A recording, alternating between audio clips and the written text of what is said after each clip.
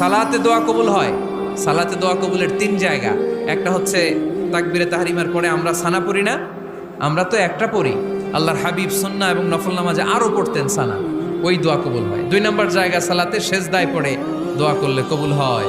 আকরাবু মা ইয়াকুনুল আবদু মির রাব্বিহি ওয়া হুয়া সাজিদ ফাকসিরু ফীহি দুআ। বান্দা যখন সেজদায় লুটিয়ে পড়ে বান্দা আল্লাহর সবচেয়ে কাছে চলে যায়।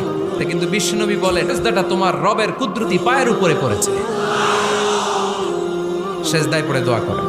সালাম ফিরানোর আগে বিশ্বনবী দোয়া করতেন, লা ইউসাল্লিমান্না আহাদুকুম হাত্তা ইয়াতাআওয়াযা মিন আরবা'a।